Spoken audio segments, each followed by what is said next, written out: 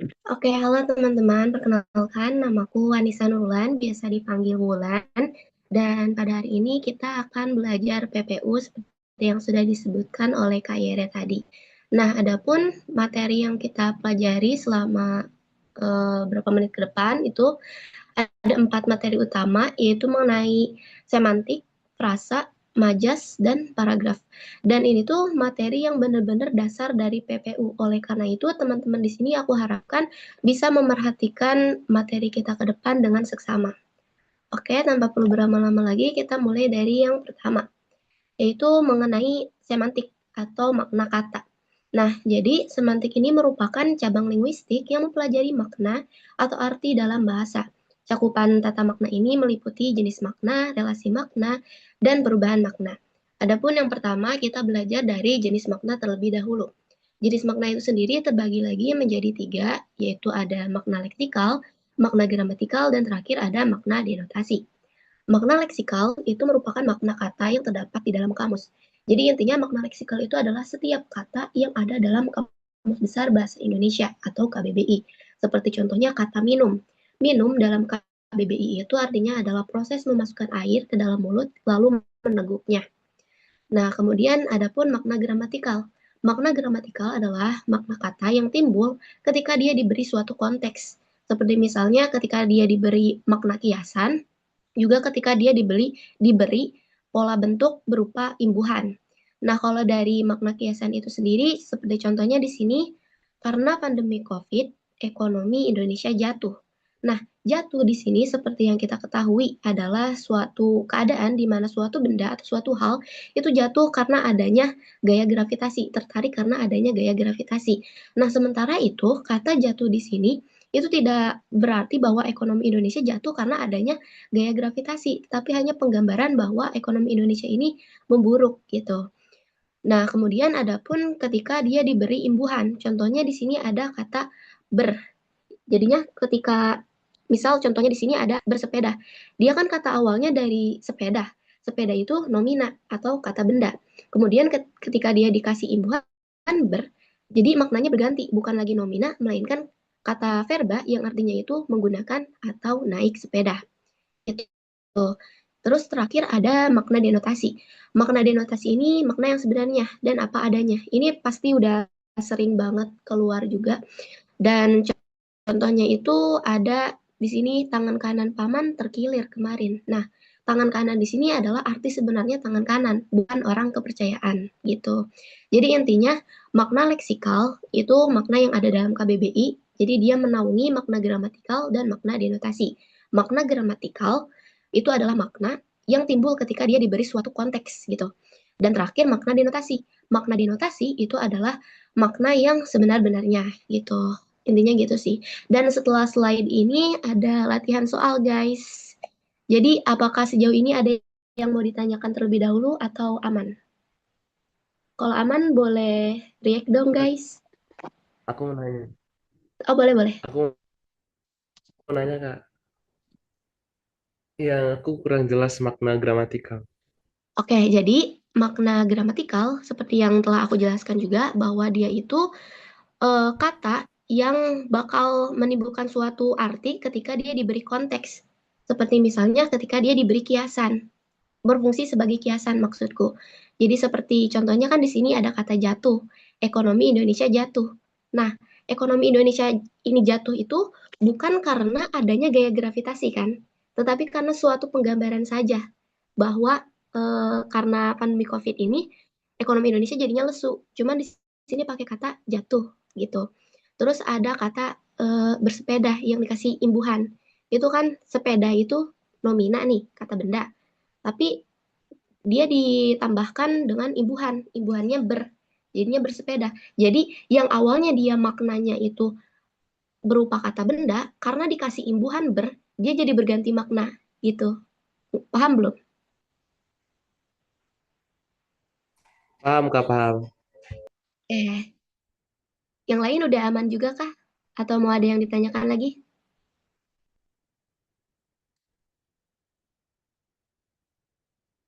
Oke, sepertinya aman ya. Oke, kita langsung ke latihan soal. Nah, di sini boleh teman-teman Coba jawab dulu, mungkin aku kasih waktu 1 menit kali ya. Silakan jawab teman-teman.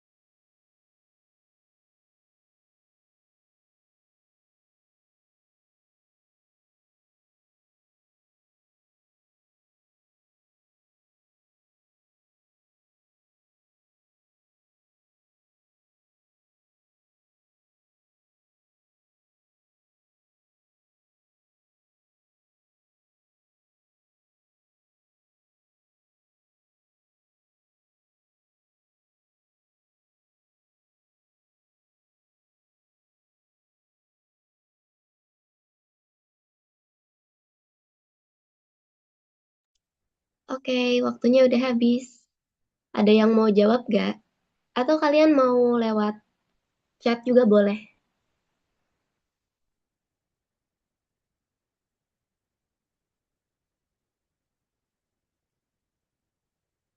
Atau aku tembak aja kali ya? Oh, masih bingung. Oh, mana-mana. Ntar aku jelasin, ntar aku jelasin. Yang lain ada yang udah nemu jawabannya belum?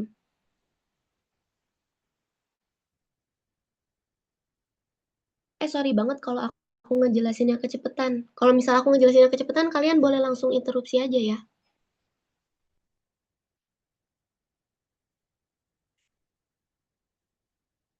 Oke. Claudia, Nana, apakah kalian menemukan jawabannya? Di sini ada siapa aja ya?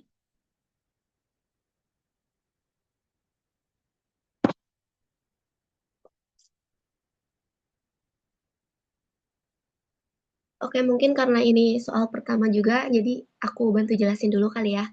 Jadi, oke, aku mau menegaskan kembali bahwa mungkin kalian juga udah pernah dengar ini, bahwa ketika kalian dihadapkan dengan suatu soal, itu kalian langsung baca pertanyaannya terlebih dahulu sebelum baca teksnya.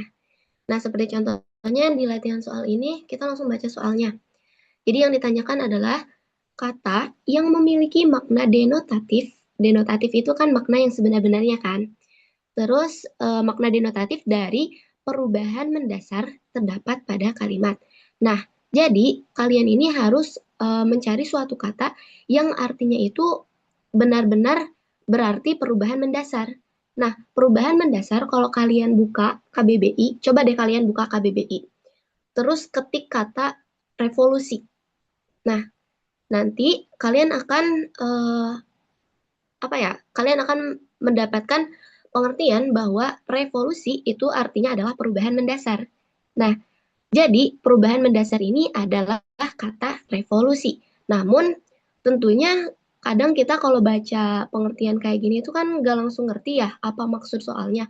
Jadi kita harus tetap baca soalnya, baca teksnya gitu.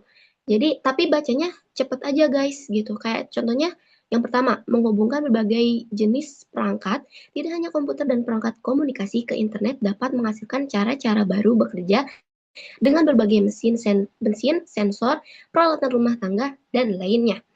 Nah, di sini dari kata-kata ini sebenarnya nggak ada mengenai perubahan gitu, guys. Jadi kita langsung eliminasi pilihan A.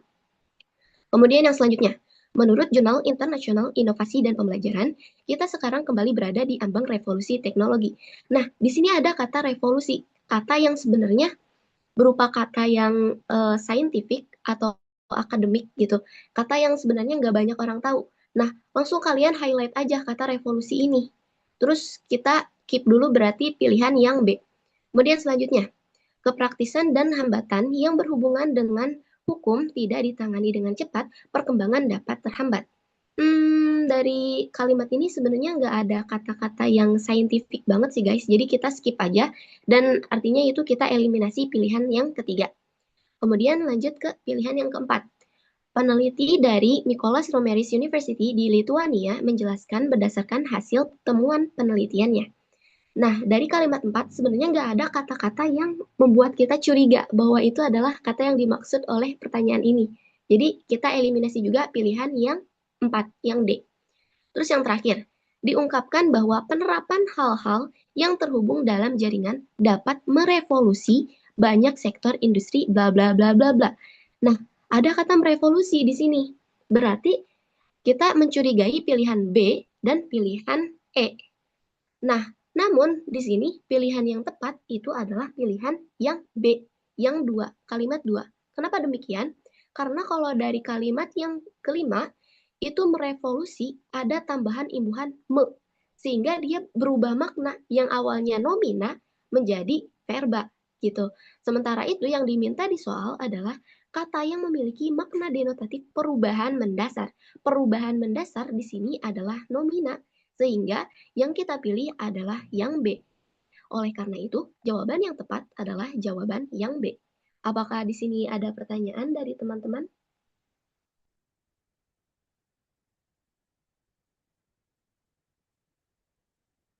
Sorry banget kalau aku kecepatan. Aku kecepatan gak ya ngejelasinnya? Nggak kok, Kak. Udah aman kah? Berarti mau nanya, Kak, Boleh, boleh. kalau misalnya ada imbuhan, ketambahan imbuhan gitu, berarti udah salah.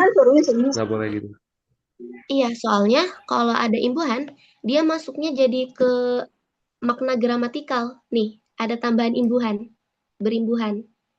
Jadi ada pergeseran makna gitu. Sebelumnya kamu udah ngerti belum apa bedanya nomina, verba, sama adjektiva? Aku belum bisa bedain Kak yang kalau yang itu. Oh, boleh, boleh. Nanti aku jelasin ya, bentar-bentar. Aku sambil catat-catat deh. Oke, sini aja kali ya. Jadi nomina, ya ampun tulisan jelek banget, sorry ya. Kok belum muncul ya?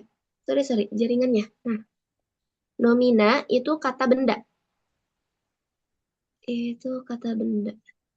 Dia kata, ya ampun susah banget aku nulis.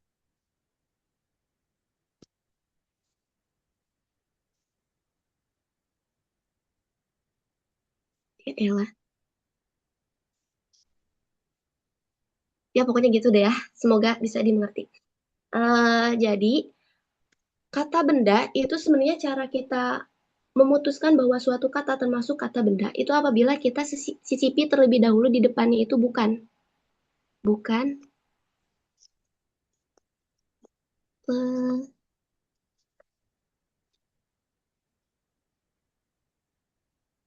bukan plus titik titik. Nah, seperti contohnya dari sini kan ada kata bersepeda ya. Awalnya itu dari kata sepeda. Apabila kita misalnya sebelum ngomong sepeda, kita ngomong dulu bukan, bukan sepeda. Nah, itu make sense nggak kedengarannya? Make sense kan? Jadi sepeda ini dia termasuk ke kata benda. Sementara itu kalau kata verba, kok kecil kali? Eh, wait, wait. Kok malah gini sih? Nah, oke.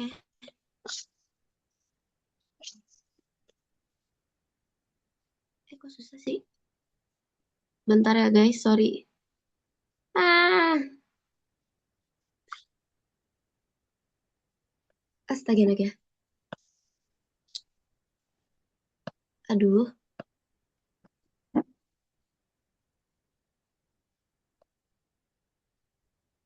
Nah, terus selanjutnya kalau dia verba, verba kata kata kerja,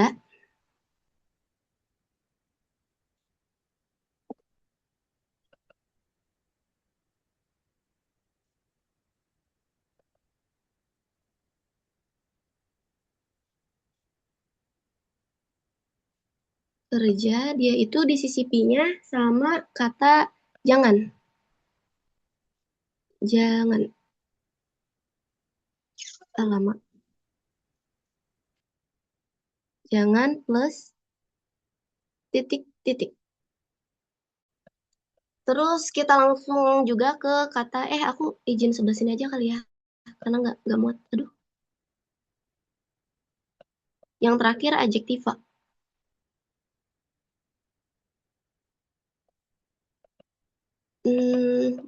Bentar. Device-nya tidak berfungsi.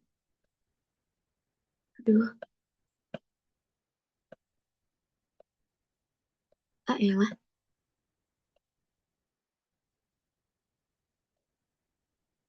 Nah, kalau adjektiva atau kata sifat,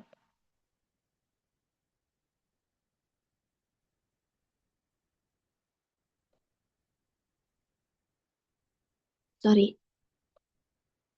pokoknya ini kata sifat,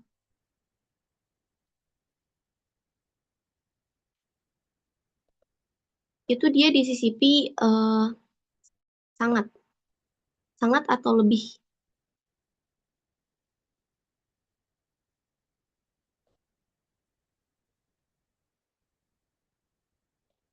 Sangat plus titik-titik. Nah, oke, sorry banget tulisannya jelek banget. Jadi, aku jelasin ulang ya. Kalau nomina, dia itu kan kata benda nih. Jadi, untuk mengetahui suatu kata, itu kata benda, maka depannya itu kita tambah bukan. Terus kalau kata kerja, itu depannya kita tambah kata jangan. Sementara kalau kata sifat, itu depannya kita tambah kata sangat. Nah, contoh lainnya kayak jatuh nih. Jatuh kalau kita tambahkan kata bukan sebelumnya, bukan jatuh. Itu kan kayak gak masuk akal ya. Sementara kalau kita masukkan kata jangan, jangan jatuh. Nah, berarti dia masuk ke verba karena make sense gitu. Sementara kalau kita masukkan kata sangat sebelumnya, sangat jatuh. Itu kan agak aneh ya maknanya. Oleh karena itu, kata jatuh di sini adalah kata verba. Nah, sejauh itu udah paham belum? Tadi siapa ya yang nanya? Sorry banget, lupa. Paham, Kak. Oke, udah aman belum? Aman. Oke, kita lanjut ya. Nah, dari soal ini, jadinya semua udah pada aman kan?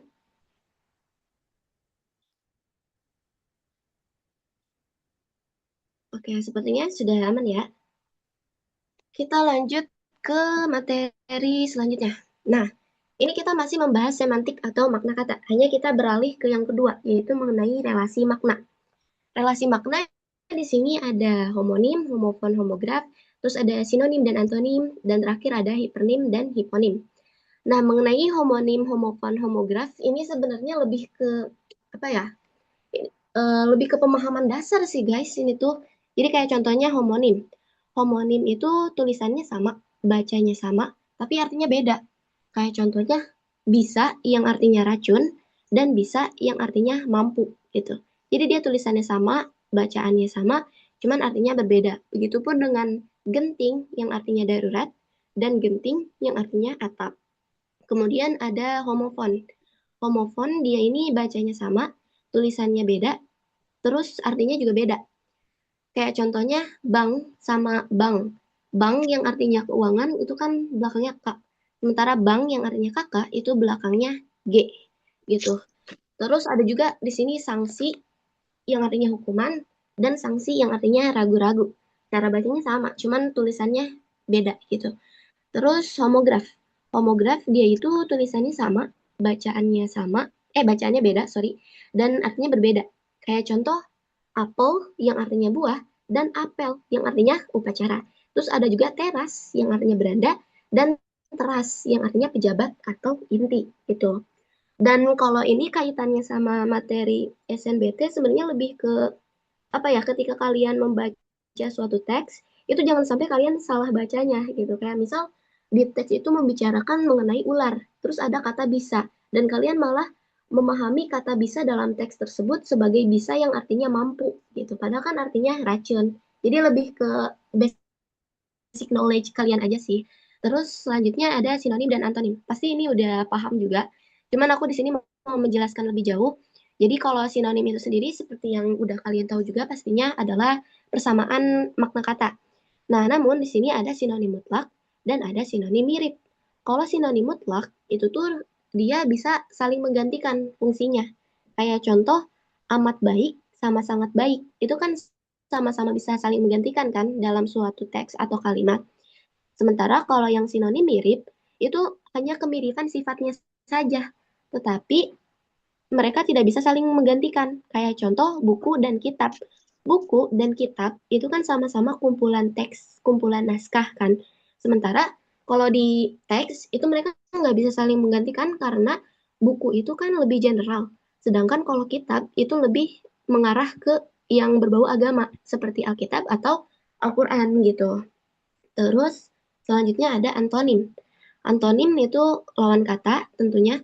Dan di sini ada 5 bagian, ada antonim kembar. Antonim kembar itu lebih ke antonim yang udah pasti lawan katanya cuma itu doang. Kayak jantan sama betina. Lawan jantan ya betina gitu. Manga. Terus ada antonim majemuk. Manga. Antonim majemuk. Sorry, ada yang mic-nya bocor ya? Oke, kita lanjut ya. Nah, kalau antonim majemuk itu tuh dia satu kata, tapi lawan katanya banyak, gak cuma satu. Kayak contoh emas, lawan katanya itu bisa perak, bisa perunggu, bisa tembaga, bahkan bisa besi. Kemudian yang selanjutnya itu ada antonim bertahap. Nah, antonim bertahap itu ya tentang tahapan sih, simpelnya kayak misal ada kaya, ada miskin gitu. Terus kalau antonim urutan tingkat itu lebih kompleks lagi. Kayak misal di sini contohnya milimeter, sentimeter, desimeter, meter, dan selanjutnya. Kemudian ada antonim relasional yang terakhir. Antonim relasional itu contohnya seperti orang tua, lawannya itu anak, suami, lawan katanya adalah istri. Gitu. Terus yang terakhir kita bahas mengenai hipernim dan hiponim. Nah, hipernim dari katanya, kata awalnya hiper, yang artinya luas. Sementara hiponim itu arti sempit. Hipo yang artinya sempit gitu. Kayak contoh di sini ada kata bunga bunga. Jadi kayak misal kalau aku bilang kata bunga, pasti di pikiran teman-teman mungkin ada yang berpikirannya bunga melati, bunga anggrek, bunga mawar, atau bahkan bunga yang lainnya. Nah, karena variasi pemikiran tersebut, maka kita golongkan kata bunga ini sebagai hipernim karena maknanya luas. Orang-orang bisa menginterpretasikan suatu kata ini menjadi berbagai makna gitu. Sementara kalau hiponim dia lebih sempit gitu. Kayak contohnya melati, anggrek, dan mawar. Misal aku bilang bunga mawar, pasti teman-teman semua di sini pikirannya sama, yaitu bunga mawar. Gak mungkin kepikirannya bunga melati karena aku ngomongnya bunga mawar. Nah, dengan demikian mawar di sini adalah hiponim dari kata bunga. Gitu. Sama pun dengan ASEAN dan negara-negara yang ada di dalamnya. ASEAN di sini itu maknanya hipernim, dia luas. Dia menaungi semua yang ada di sini. Indonesia, Thailand, Malaysia, Vietnam, Brunei, dia menaungi itu semua. Sehingga ASEAN di sini adalah hipernim. Sementara kalau yang udah spesifik Indonesia, Thailand, Malaysia, Vietnam, dan Brunei, ini udah uh, spesifik, jadi dia termasuknya ke hiponim. Gitu guys. Apakah bisa dimengerti atau ada yang mau aku ulang lagi?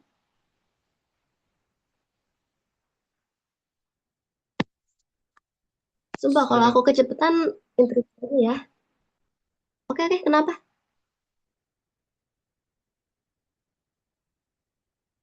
Sudah paham kah?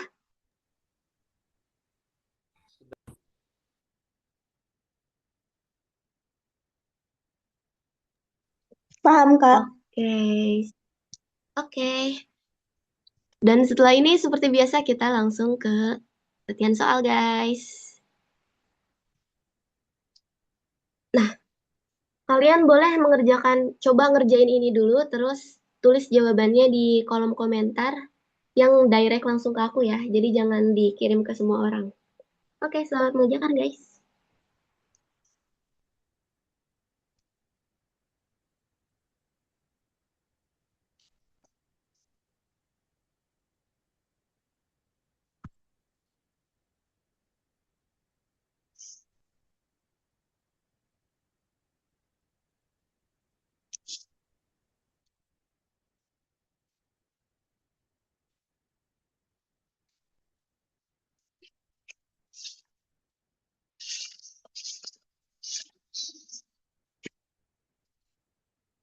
Wow,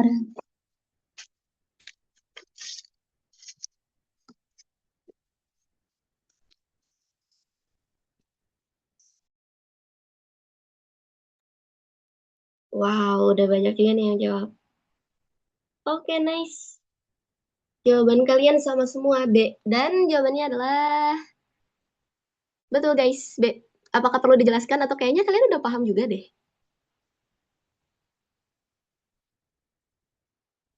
Mau aku jelaskan atau kita langsung ke materi selanjutnya? Oh, oke. Perlu dijelaskan ya? Oke, oke. Jadi, kata khusus pada kalimat pertama memiliki makna yang sama dengan kata. Berarti di sini yang ditanyakan apa? Sinonim. Nah, kita langsung merujuk ke kata khusus yang ada di sini. Di sini kita baca di awal, sekolah penyelenggara pendidikan inklusi adalah sekolah-sekolah umum yang menerima dan memberikan layanan khusus kepada ABK tanpa diskriminasi. Nah, sebenarnya kalian langsung bisa ngambil dua kata aja, yaitu layanan khusus. Terus kalian ganti kata khususnya ke setiap kata yang ada di opsi jawaban. Kayak contoh, layanan tertentu. Masuk, masuk. Layanan tertentu masuk sebenarnya. Terus layanan khusus masuk juga. Kemudian layanan terpisah. Sebenarnya bisa kita katakan masuk juga. Terus kalau layanan terencana, layanan terorganisasi, itu aneh gak sih guys? Jadi kita langsung eliminasi jawaban. Nah, jadi opsi yang tersisa adalah A, B, dan C. Terus kenapa jawaban yang tepat adalah yang B? Karena gini, coba kalian ganti katanya layanan tertentu kepada ABK tanpa diskriminasi. Tertentu di sini tuh kesannya kayak negatif gak sih guys? Jadi kayak katanya tanpa diskriminasi, tapi kok kata-kata yang dibawa di sini malah tertentu. Ibaratnya kayak A, B, C makan di meja yang sama, tapi si A ini dia dikasih makanan tertentu doang. Jadi kayak kesannya itu diskriminasi gak sih guys? Jadi pilihan yang A itu sebenarnya salah. Karena kesannya itu negatif gitu. Kalau menurutku ya. Dan untuk yang C, itu layanan terpisah kepada ABK tanpa diskriminasi. Layanan terpisah. Terpisah. Itu kayak diskriminasi juga nggak sih guys? Jadi, yap, jawaban yang tepat adalah yang B gitu. Paham nggak guys?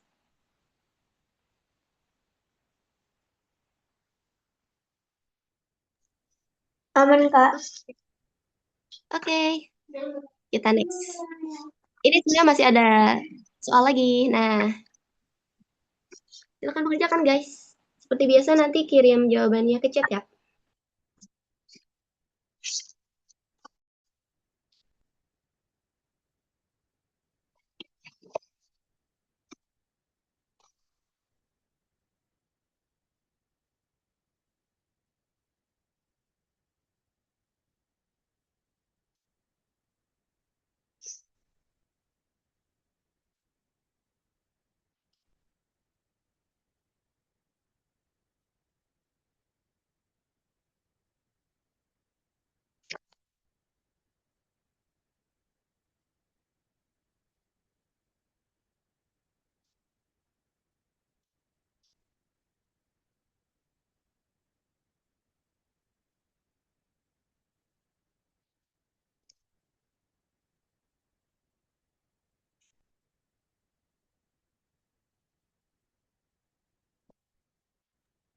Wow, udah ada yang jawab nih.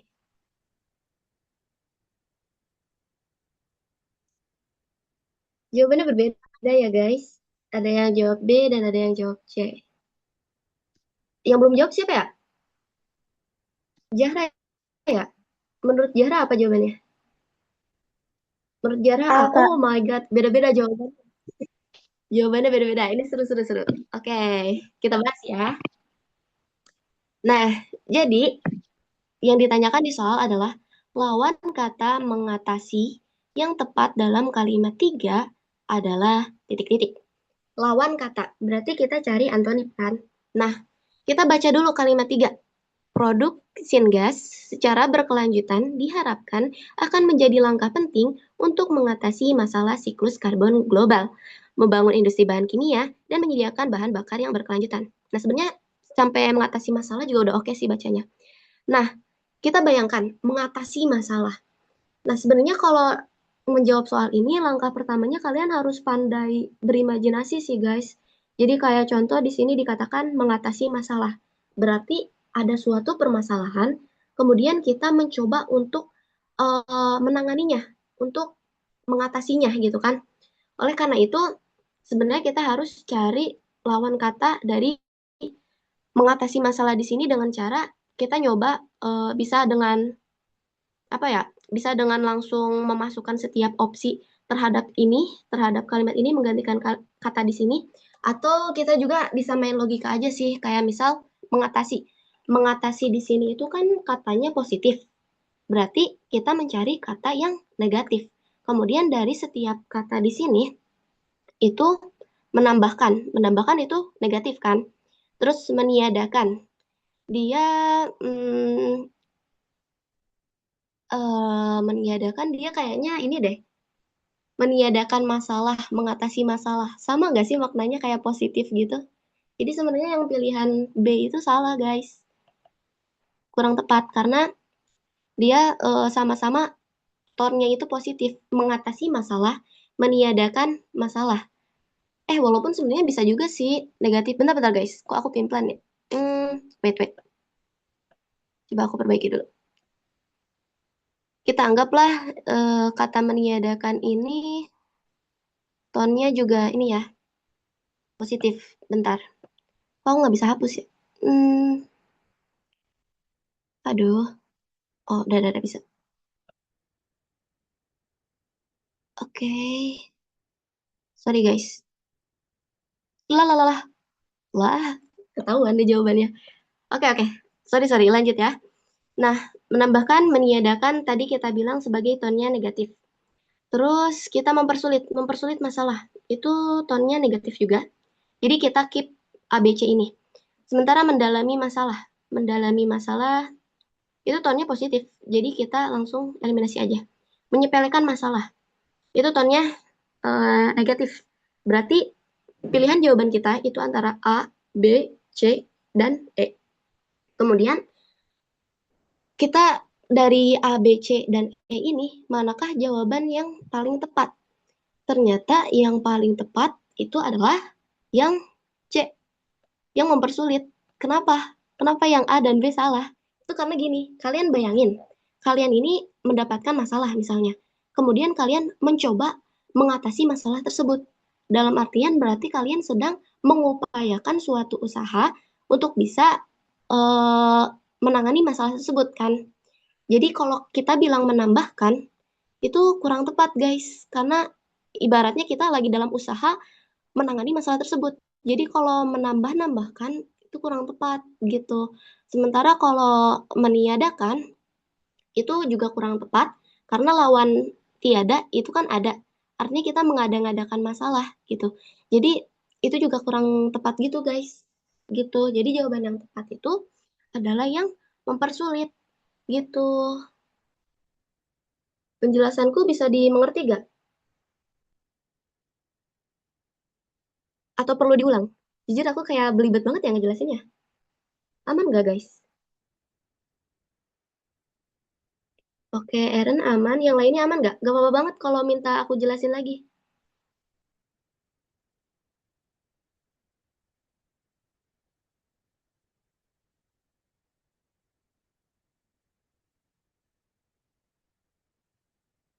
Untuk Zahra dan kalau dia apa udah aman?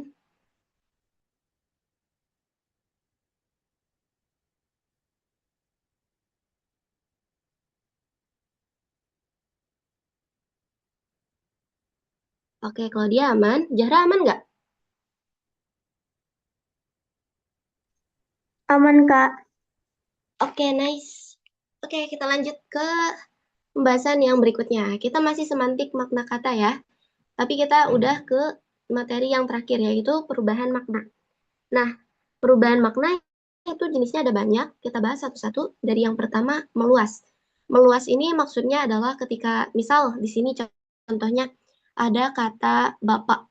Nah, bapak di sini itu tidak hanya spesifik ke ayah kandung doang kan.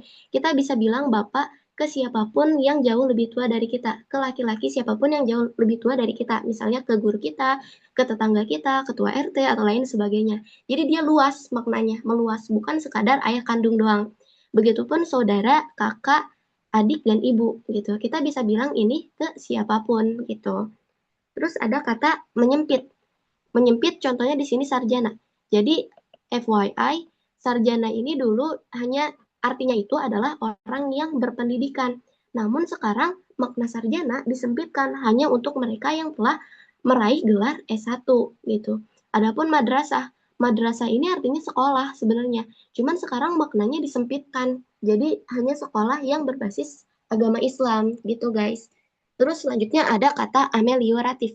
Kata amelioratif ini artinya adalah kata yang sering digunakan sekarang itu dianggap lebih tinggi daripada kata yang sering digunakan dahulu gitu. Kayak contoh dulu itu penyebutan terhadap istri itu adalah bini. Sementara sekarang lebih lazimnya disebut istri doang. Dan ini apa ya?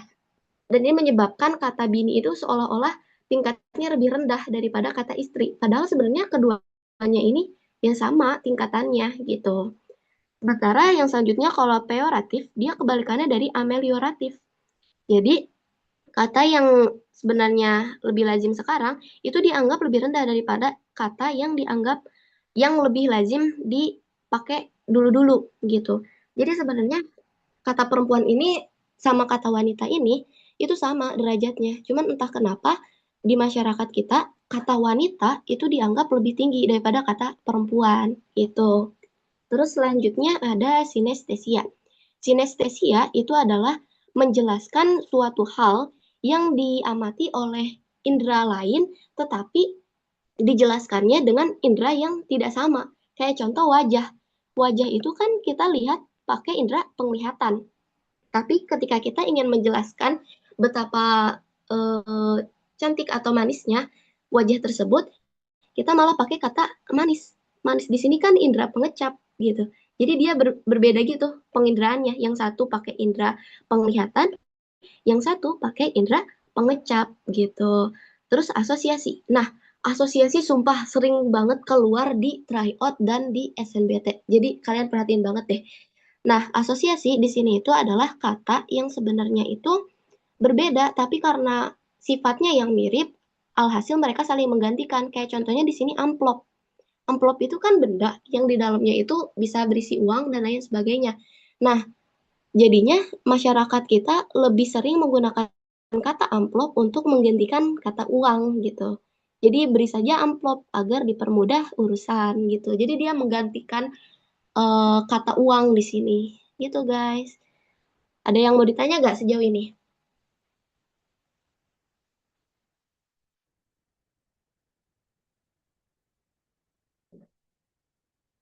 Kak, Udah aman Kak? aku mau nanya, Oh, yang boleh boleh. kata meluas dari kayak tangan, kenapa jawabnya lengan? Sebenarnya kalau setauku tangan dan lengan itu artinya beda deh. Coba buka KBBI-nya. Wait, wait. Aku bisa share screen ini juga nggak ya? Bentar, bentar.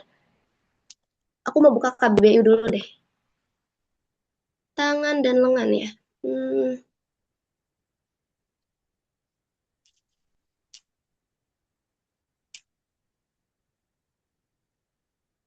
tangan, lengan. Wait, wait, wait.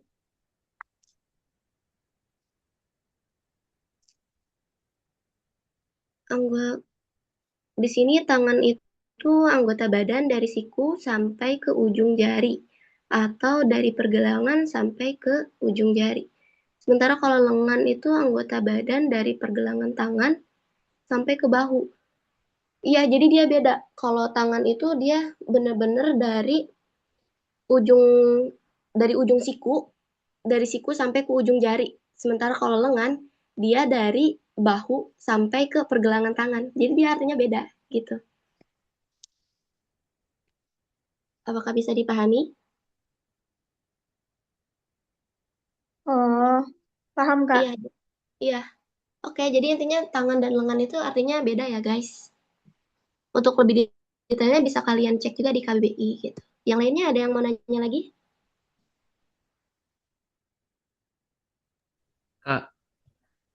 Ya, Kalau misalnya sinestesia itu kayak majas gitu ya. bisa dibilang seperti itu. Oh, Oke. Jadi intinya kalau sinestesia apa ya? Kita ngamatinnya pakai indera apa, tapi kita menjelaskannya pakai indera yang lain gitu.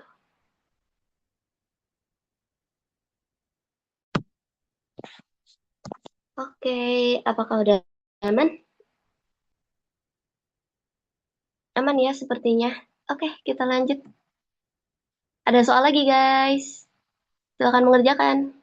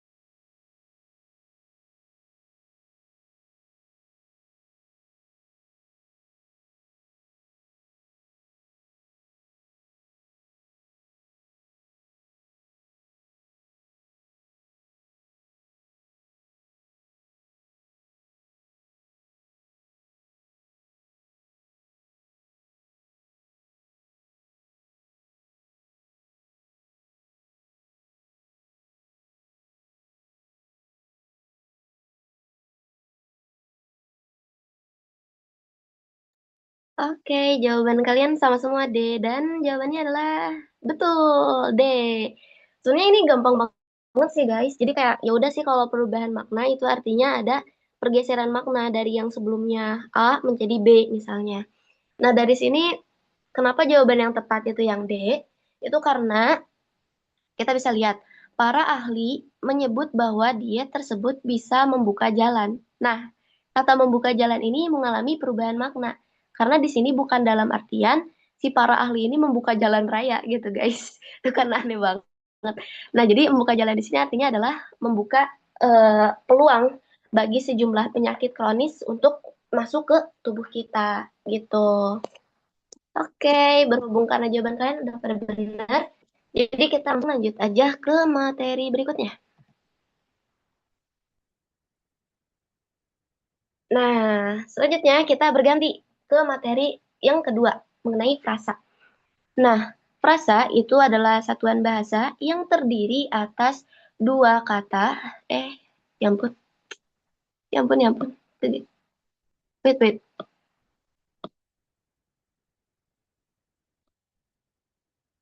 Aduh, kok nggak bisa ya? Aku harap masih bisa kebaca sih ya. Jadi terdiri atas dua kata atau lebih yang tidak melampaui batas fungsi subjek dan predikat. Frasa dapat berada dalam fungsi kalimat. Jadi intinya gini, frasa suatu hal bisa disebut sebagai frasa apabila dia setidaknya terdiri dari dua kata. Gitu. Terus dia bisa berfungsi sebagai salah satu bagian dalam kalimat, seperti misalnya subjek atau predikat gitu. Dan frasa ini ada dua, ada frasa endosentris, kemudian ada frasa eksosentris gitu. Nah, dari yang pertama dulu, frasa endosentris. Frasa endosentris itu frasa yang unsur-unsur pembentukannya dapat menggantikan kedudukan frasa secara keseluruhan. Kita langsung masuk aja ke contohnya. Ada frasa atributif. Nah, frasa atributif ini adalah frasa yang satu di antara unsurnya menjelaskan unsur yang lain. Kayak contohnya di sini, aku zoom ya. Nah, oh ya, buat keterangan, D itu artinya diterangkan, sementara M artinya menerangkan. Nah, suatu kata disebut kata yang diterangkan apabila dia membutuhkan penjelasan lanjutan. Seperti misal, ada kata paman doang nih, nggak ada kata saya. Paman doang. Orang-orang pasti nanya dong, paman, paman siapa gitu kan? Paman saya. Maksudnya adalah paman saya. Nah, oleh karena itu, saya di sini adalah menerangkan kata paman maksudku. Gitu. Begitupun Kayak misal di sini ada kata akan sama pergi. Kita pisah dulu. Nah, misal dari ini kita ke kata yang diterangkan terlebih dahulu. Pergi. Pergi. Kapan perginya? Atau kapan gitu kan? Kapan perginya? Jadi kayak butuh penjelasan lebih lanjutan gitu. Nah, ini dijelaskan lebih lanjut oleh kata akan ini. Sehingga dia menerangkan si pergi ini akan pergi. Dia akan pergi gitu. Ada baik. Baik. Baik, seberapa baik gitu kan. Dia membutuhkan penjelasan lebih lanjut. Dia baik sekali gitu. Jadi dia menjelaskan si baik ini gitu. Terus ada yang berimbuhan seperti misalnya perjalanan hidup. Perjalanan itu kan kata asalnya dari jalan doang kan. Kemudian dia dikasih imbuhan peran menjadi perjalanan hidup gitu. Nah, ini pun kalau kita pisah, kita bisa nanya perjalanan apa gitu. Perjalanan hidup. Sehingga dia menerangkan kata perjalanan ini. Terus ada juga membangun. Membangun ini konteksnya sama kayak yang akan pergi. Pokoknya yang berkata-kata akan, itu pasti yang menerangkan. Dan kata selanjutnya adalah yang diterangkan. Gitu. Terus ada juga sedang menulis. Nah, pokoknya semacam preposisi yang berkaitan dengan akan, sedang, itu pasti dia fungsinya sebagai menerangkan kalimat selanjutnya gitu. Dan ini juga sering banget lagi keluar di tryout dan keluar di SNBT juga, guys. Jadi ada yang mau ditanya nggak dari yang ini dulu? Dari yang perasa atributif dulu. Em,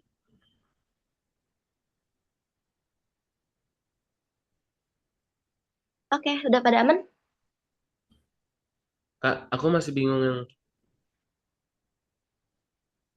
ini apa? Eh, kan kalau di contohnya itu yang tak berhimbuhan akan pergi. Kenapa Uh-uh. akannya itu bukan yang diterangkan? Kan kayak Karena itu akan. lebih apa ya? Karena fungsinya itu dia eh lebih apa ya? Wait, ngejelasinnya aku gimana ya? Wait. Jadi sebenarnya kalau akan, dia itu adverbia kalau nggak salah. Akan, sedang, adverbia kan. Jadi dia itu fungsinya sebagai yang menerangkan. Sementara kalau yang diterangkan, itu umumnya antara verba atau enggak nomina gitu. Sama adjektiva. Sementara akan, sedang itu dia adverbia. Pembantu dari kata yang selanjutnya, kata kerja. Kayak contoh nih di sini, pergi. Pergi menurut kamu itu apa? Kata verba. Betul. Sementara akan itu adverbia. Jadi dia adverbia itu artinya adalah kata pembantu atau kata ya sih kata pembantu dari verba di sini. Terus di sini ada kata baik sekali. Baik. Baik itu apa? Kata apa? Verba, nomina atau adjektiva? Adjektif, Pak. Nah, jadi oleh karena itu dia disebutnya sebagai kata yang diterangkan. Sama halnya dengan kata paman saya. Walaupun sebenarnya paman dan saya ini bisa ini sih guys, bisa apa ya, sama-sama bisa berfungsi sebagai diterangkan, namun di sini ada kata kepemilikan. Saya di sini itu adalah sebagai keterangan bahwa bahwa paman ini adalah milik saya gitu. Paman saya gitu. Sampai sini udah paham belum? Lagi belajar. Paham, paham. Kalau enggak, Oke. Jadi intinya aku tegaskan sekali lagi bahwa kata yang fungsinya sebagai diterangkan itu antara adjektiva, terus nomina atau enggak verba. Sementara kalau kata akan dan sedang itu dia adverbia, pembantu dari kata kerja gitu. Oke. oke, Kak. Kalau yang lainnya aman belum? Claudia sama Zahra aman nggak? Tapi aku jarang make yang DM gitu, Kak. Aku lebih make yang disisipin kayak apa apa ya? Misalnya disisipin kata yang gitu. Jadi aku Oh lebih iya, ngerti iya. daripada DM-DM itu. Iya betul. Tapi masalahnya kadang ada beberapa soal yang kamu tuh nggak bisa dengan mudah menyisipi kata gitu. Nanti deh kita lihat ya contoh soalnya. Karena memang kalau dari pengalamanku pas SNBT, itu ada juga kata yang bener-bener gak bisa disisipi kata apapun. Jadi harus mengerti DM-DM ini atau inti pewatas kayak gitu guys. Gitu. Tapi aman sih kalau yang kayak gitu, itu justru lebih mempermudah juga sih. Gitu. Oke, kita langsung aja lanjut ke yang frasa koordinatif. Jadi kalau frasa koordinatif, dia itu frasa yang bersifat setara kedudukannya. Hubungan antara unsur-unsur frasa itu memiliki hubungan pemilihan atau penjumlahan ditandai dengan konjungsi koordinatif dan dapat disisipi konjungsi dan atau. Gitu. Ini kayaknya yang tadi deh ya, yang kata kamu yang itu. Tapi di sini kita frasa koordinatifnya pokoknya dia bisa disisipi dengan konjungsi dan atau konjungsi atau double atau ya. Gitu. Pokoknya intinya yang ada bisa disisipi ini konjungsi dan atau gitu. Terus kalau perasa apositif. Perasa apositif itu perasa yang hubungan antara unsur-unsurnya dapat saling menggantikan. Perasa apositif adalah frasa yang dapat disisipi kata adalah atau ialah gitu. Kayak misal Ahmad adalah anak Pak RT atau misal Ahmad adalah anak pintar. Itu intinya ada di kata adalah sama ialah kuncinya itu. Kalau yang ini ada di kata dan sama kata atau. Itu. Dan sebenarnya yang paling penting dari frasa apakah harus kalian hafalkan atributif, koordinatif, apositif? Sebenarnya enggak sih. Lebih ke pemahaman kalian aja. Kayak misal kalau koordinatif sama apositif berarti suatu kata yang bisa disisipi dan atau sama adalah atau ialah gitu. Terus udah gitu doang. Selanjutnya frasa eksosentris. Sebenarnya kalau frasa eksosentris aku lebih familiar nyebutnya frasa preposisional sih guys. Jadi frasa yang di depannya itu didahului oleh kata penunjuk gitu, penunjuk arah atau tempat. Kayak misal di Jakarta ke Serang dari Bandung. Nah, dia frasa yang preposisional maksudku gitu. Intinya gitu aja sih. Dan kalau frasa ini tuh dia nggak bisa dihilangkan preposisinya karena bakal aneh kalau dihilangkan. Baik itu pun yang kata tempatnya dihilangkan itu bakal aneh juga. Kayak contoh di sini paman saya baru tiba dari mana gitu kan kayak gak jelas gitu. Terus kalau misal paman saya baru baru tiba Bandung. Lah, apaan? Maksudnya nggak jelas gitu. Jadi mereka hubungannya itu saling terikat satu sama lain, nggak bisa saling menggantikan gitu, guys. Itu. Ada yang mau ditanyain lagi nggak?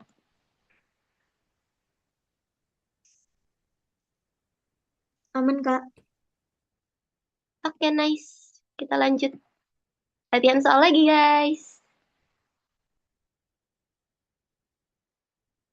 Selamat mengerjakan.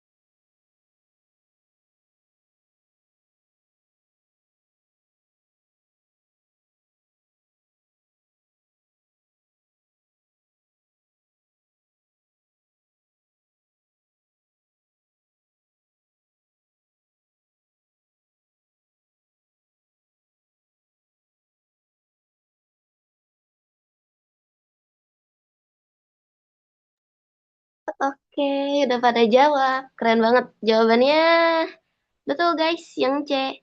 Sebelumnya kalau nggak salah tadi kalau dia cuma bisa sampai jam 11 ya?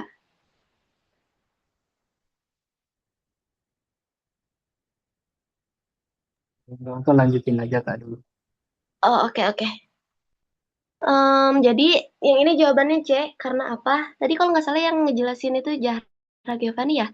Yang bilang katanya disisipi yang itu. Nah, ini baru kepake. Dia bisa disisipi oleh kata yang di tengah-tengahnya. Kayak misal, frasa makanan enak.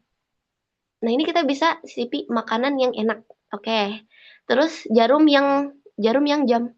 Gak masuk akal. Berarti kita eliminasi. Terus perubahan yang iklim. Gak masuk akal juga. Terus lanskap yang kering. Nah, ini baru enak. Berarti jawabannya betul, yang C. Terus kalau misal selanjutnya simulasi yang komputer, itu nggak masuk akal juga. Terus hutan yang hujan. Hutan yang hujan, berarti dia langsung kayak mengganti makna guys. Karena hutan hujan dia itu udah satu kesatuan gitu. Dia hubungannya apa ya? Nggak bisa terpisah satu sama lain gitu. Dia benar-benar berpasangan tetap kalau bahasa TO-nya gitu. Jadi dia nggak cocok kalau jadi jawaban. Makanya dieliminasi. Oleh karena itu jawaban yang tepat adalah yang C. Begitu guys. Ini soalnya enak banget sih, jadi nggak usah perlu baca teks lagi. Tinggal langsung eliminasi jawaban dong. Gitu. Oke, kita lanjut ya. Nah, ada soal lagi abis ini. Bentar. Nah, oke, silakan jawab guys.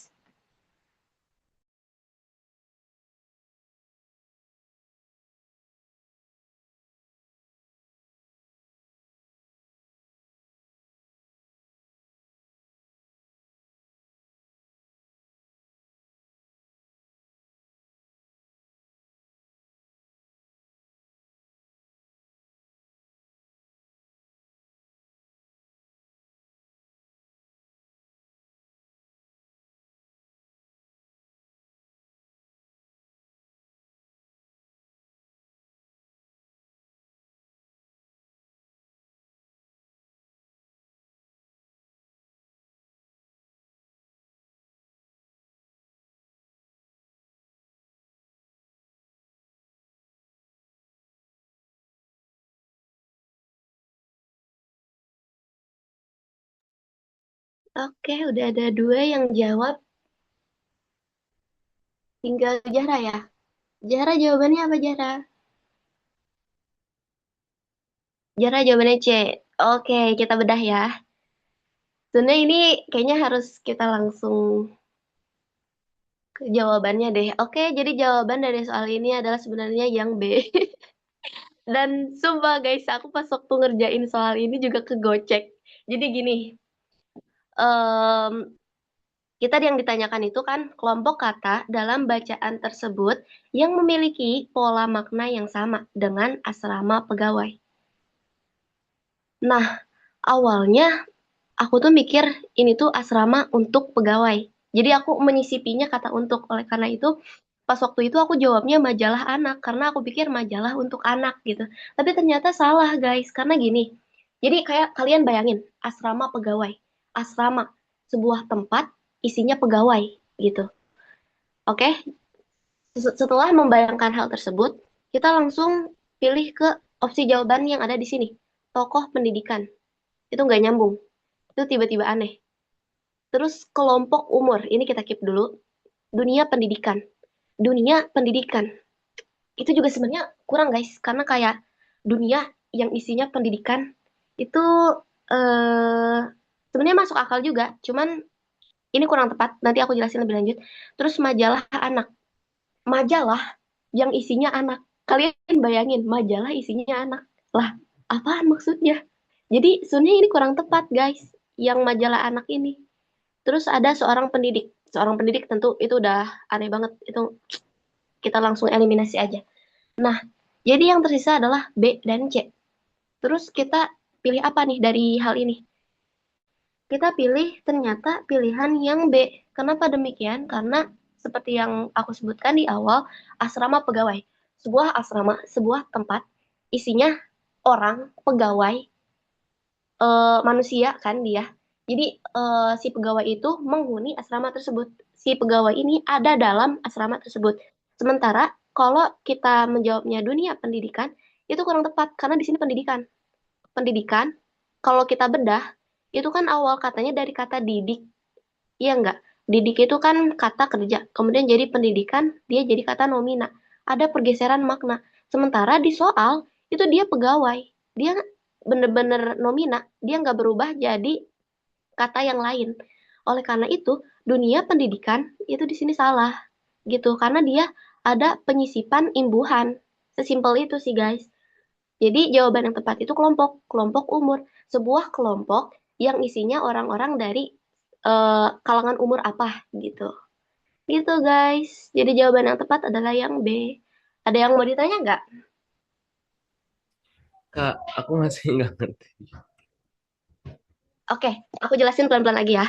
Jadi gini, bentar. Aku mau hapus dulu kalau bisa ya. Oh bisa-bisa. Jadi gini, yang ditanya di soal itu apa? Itu kan asrama pegawai kan? Asrama pegawai. Asrama, sebuah tempat. Kamu bayangin asrama, sebuah tempat, terus pegawai selanjutnya. Berarti asrama ini sebuah tempat, di dalamnya ada kata, ada orang-orang yang menghuninya yaitu pegawai. Orang yang menghuninya itu pegawai. Yang mengisi asrama tersebut adalah pegawai. Sementara tadi kalau nggak salah jawaban kamu yang D ya.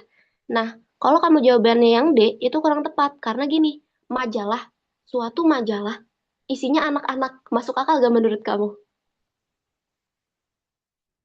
Enggak, Kak.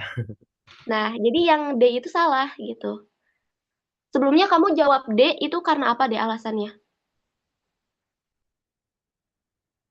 Kalau aku gara-gara ini, Kak, apa namanya? Kan pegawai. Terus eh saya sangkut pautin sama anak karena sama-sama orang gitu kan. Terus Oh iya sih. Tapi masalahnya umur di sini itu juga merujuk ke orang sebenarnya gitu. eh, Bener-bener harus perhatiin baik-baik deh setiap opsinya gitu. Tapi sumpah ini soal ngeselin banget karena aku pun pas ngerjainnya ke Gocek. Aku malah jawab hal yang sama kayak kamu majalah anak gitu.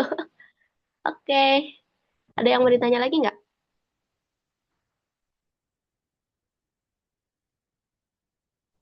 Kak, itu nggak bisa kah? Misalnya asrama untuk pegawai, terus tuh kayak mirip sama majalah untuk anak. Itu nggak bisa karena coba lihat pilihan yang C. Dunia untuk pendidikan. Masuk akal nggak? Oh iya. Iya, jadi dia kayak kalau misal kamu menyisipi suatu kata, tetapi kemudian di opsi jawaban ada dua pilihan yang sama-sama bisa disisipi kata yang sama. Oleh karena itu kamu harus muter otak lagi ke suatu pilihan yang lebih spesifik gitu. Dan di sini imajinasi kamu harus jalan gitu. Gitu.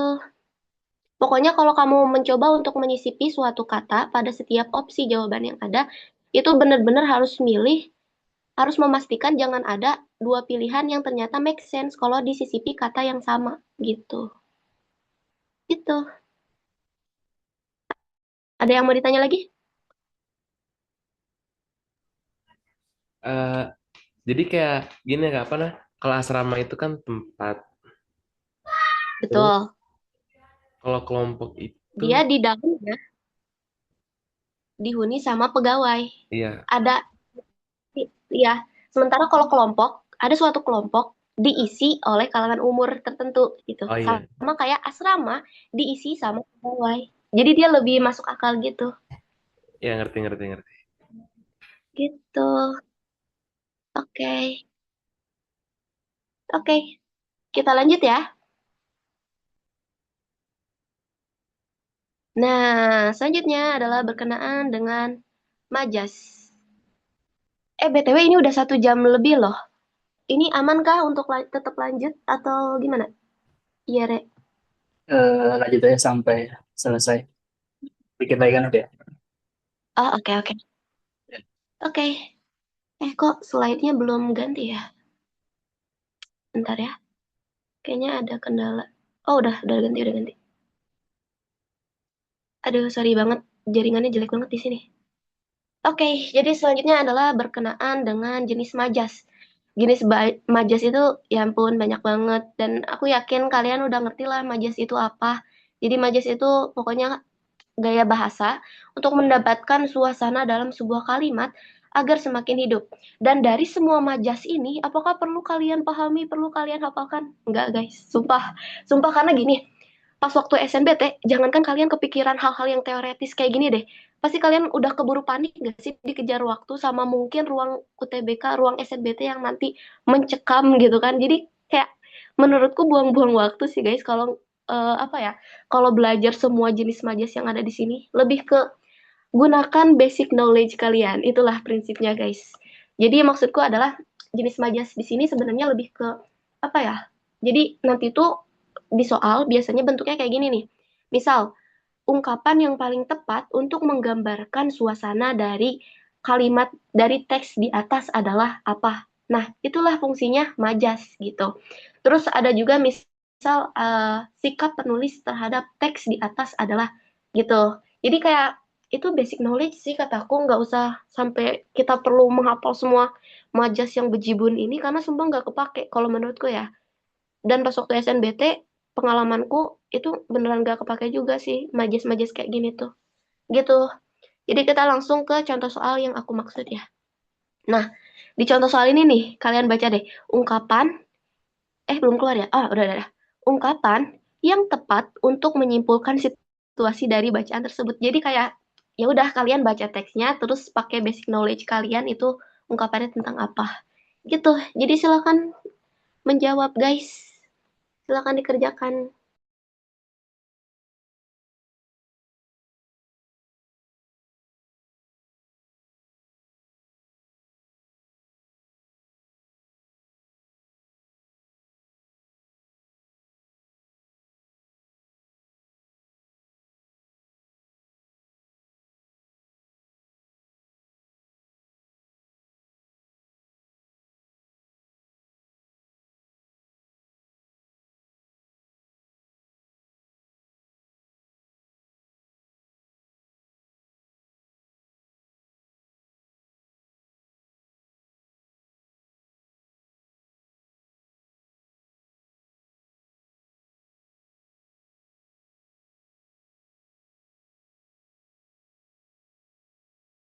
Oke, jawabannya sama ya, Dan ya, bener kan? Kayak kalian gak usah belajar majas yang bejibun itu, karena kalian udah pasti bisa jawab soalnya pakai basic knowledge doang gitu. Dan jawaban yang tepat adalah betul, yang itu. Apakah perlu dijelaskan atau enggak?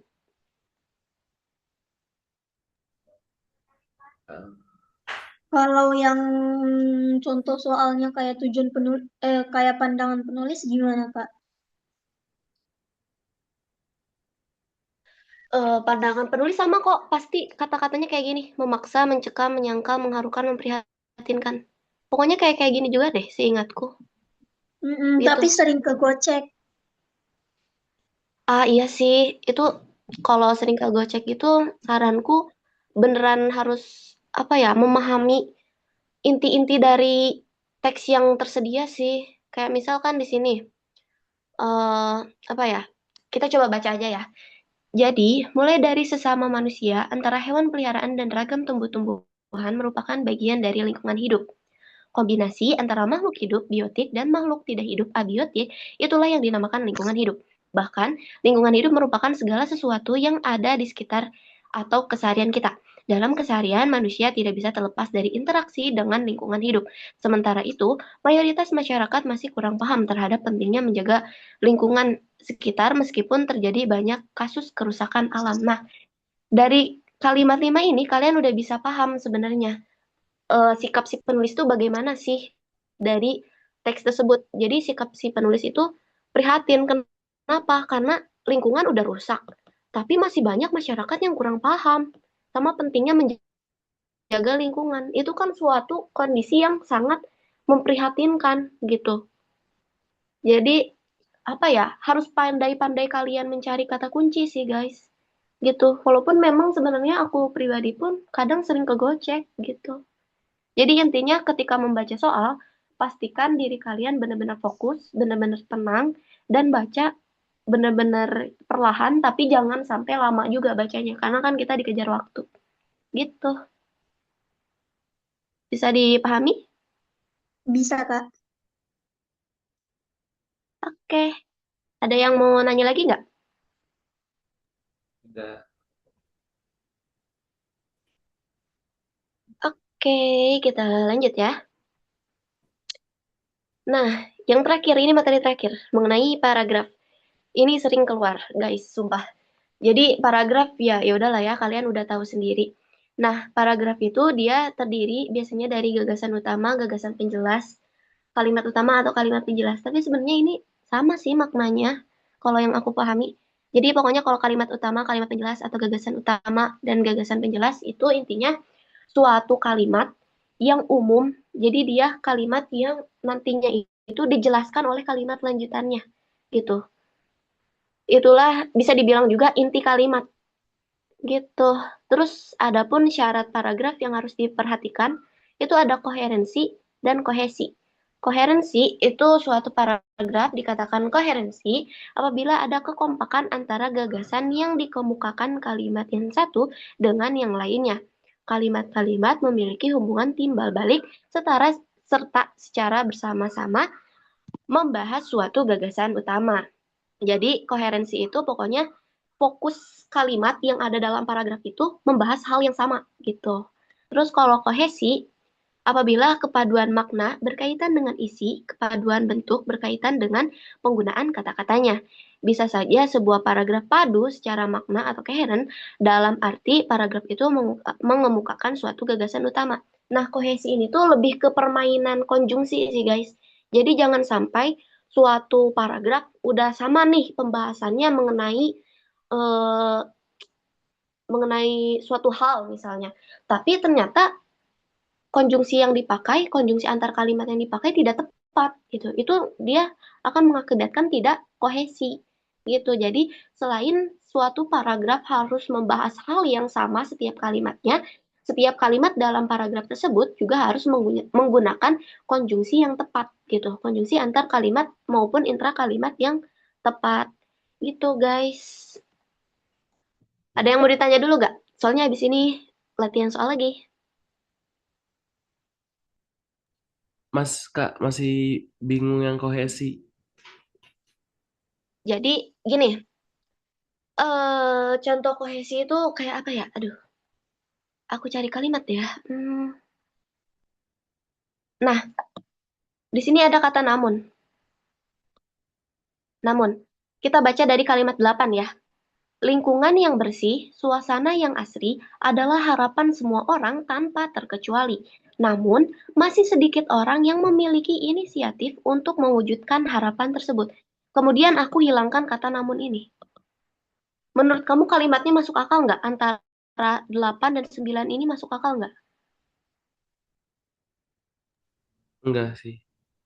Enggak. Nah, karena kata namun, konjungsi namun di sini nggak dipakai. Oleh karena itu dia jadinya nggak kohesi. Walaupun sebenarnya dia udah koheren, dia udah membahas hal yang sama, yaitu membahas mengenai lingkungan. Tapi karena ketiadaan konjungsi yang tepat, alhasil 8 dan 9 ini jadinya ya nggak masuk akal, dia nggak padu gitu. Udah paham belum?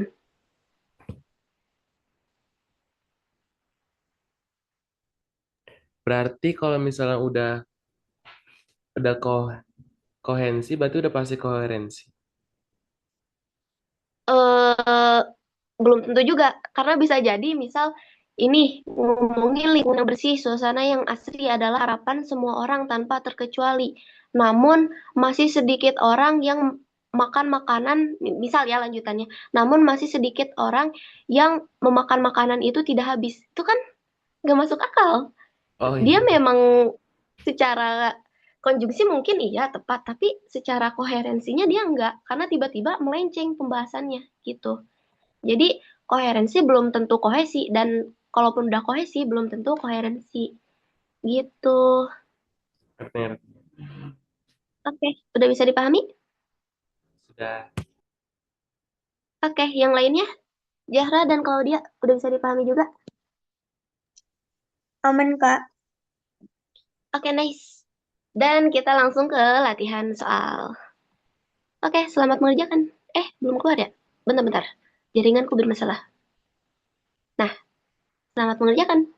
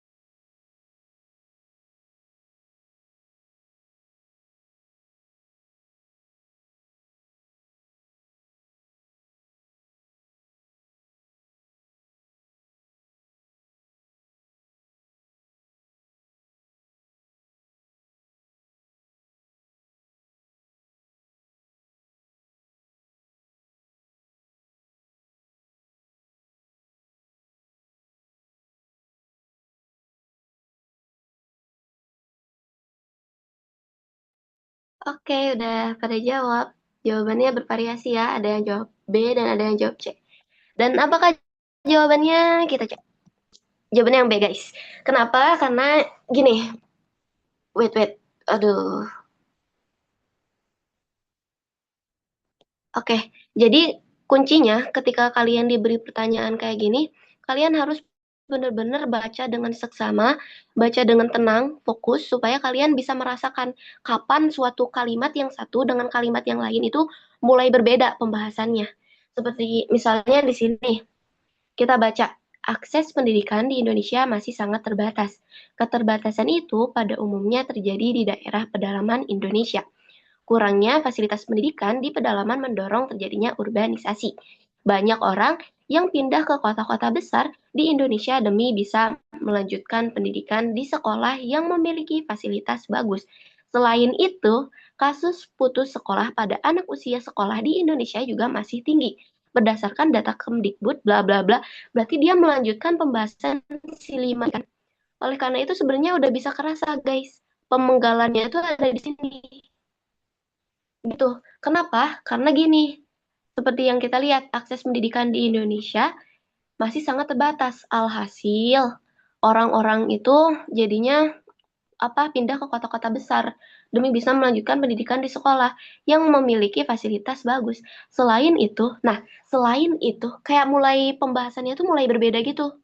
Kasus putus sekolah pada usia, di sini mulai membahas kasus putus sekolah.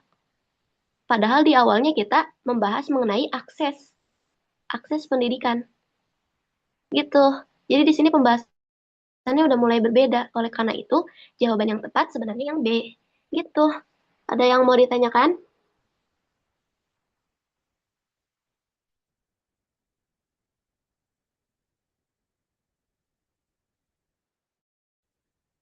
Jadi intinya benar-benar harus fokus, benar-benar harus dirasakan kapan suatu pembahasan itu mulai berbeda gitu. Dan kuncinya lebih ke kalian harus memperhatikan bahwa antara kalimat yang satu dengan kalimat yang setelahnya itu masih membahas hal yang sama gitu. Seperti misalnya kan kalau ini 2, 3, dan 4 masih membahas mengenai akses pendidikan kan. Sehingga mereka karena akses pendidikannya terbatas ini, mereka melanjutkan pendidikan itu di kota-kota besar gitu. Supaya bisa mendapatkan sekolah yang memiliki fasilitas lebih bagus. Sementara kalau kalimat 5 itu udah mulai bahas hal yang berbeda, yaitu membahas mengenai kasus putus sekolah. Jadi dia sudah lain lagi pembahasannya. Oleh karena itu jawaban yang tepat itu yang B. Gitu.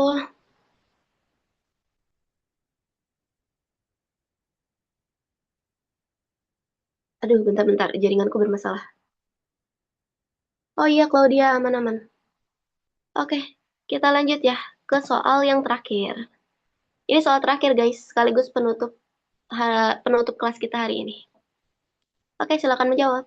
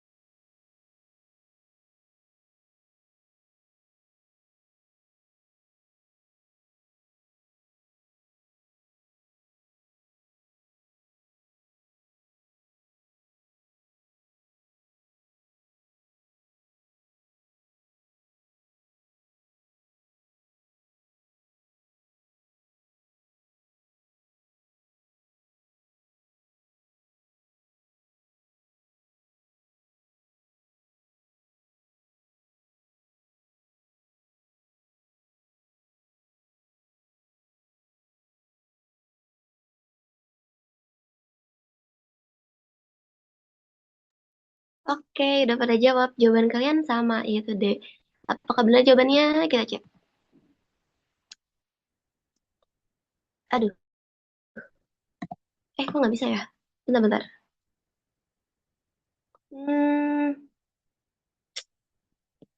Bentar guys, ada kendala.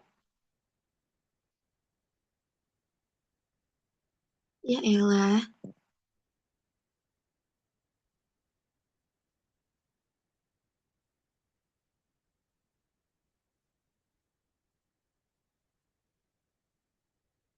Nah, bentar-bentar. Eh, eh, sorry guys atas kendalanya. Oke, jawaban yang tepat itu yang D. Kalian udah pintar banget ini mah. Perlu dijelasin nggak? Kayaknya kalian udah ngerti juga deh. Perlu Kak, soalnya kadang paragraf padu itu masih bingung. Oh, oke, oke, oke. Oke, jadi sebenarnya kita bisa pakai. Oke, oke. Wait, wait.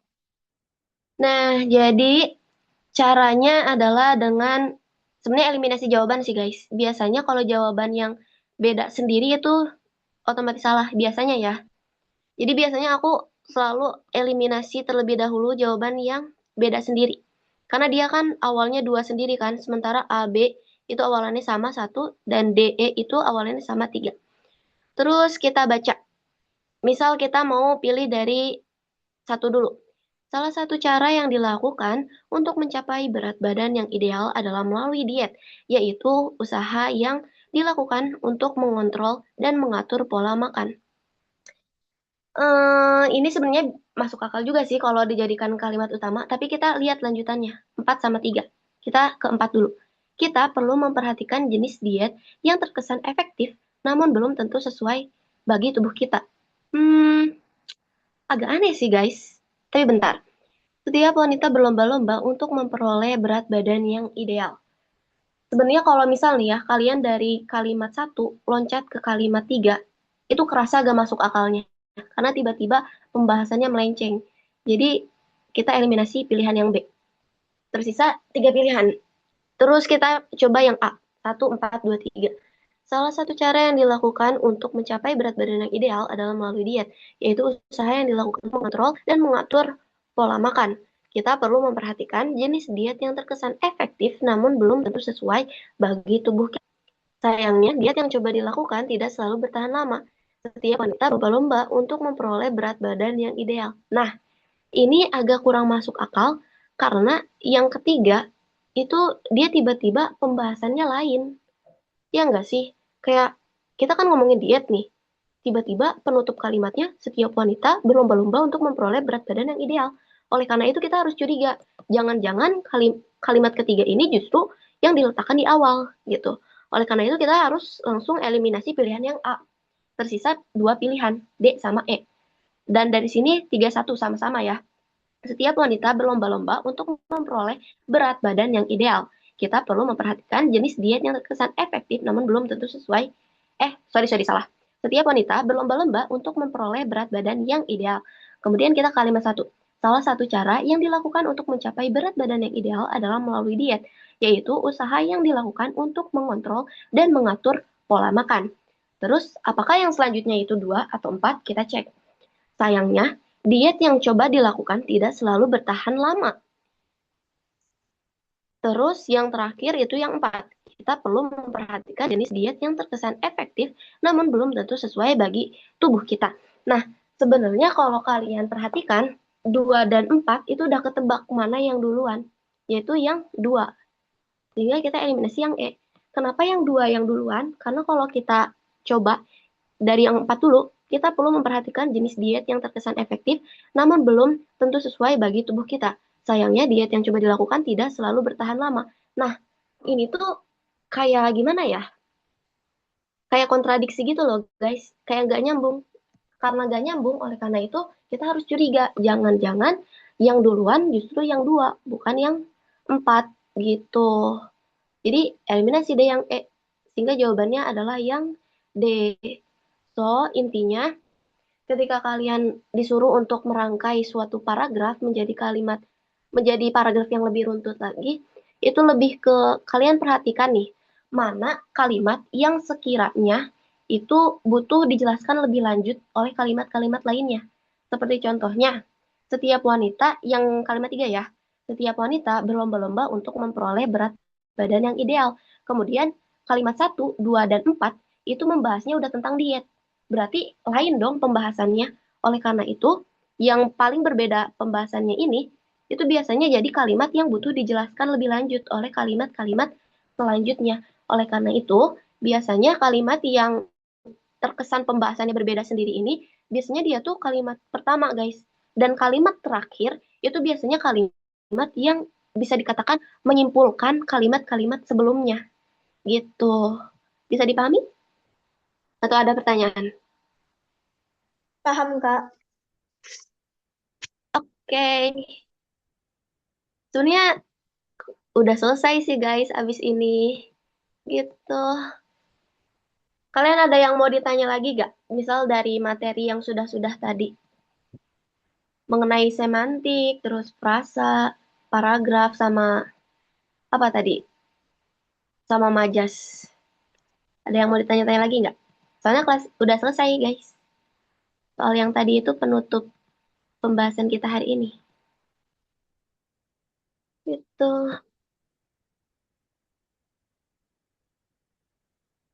Aman, Kak.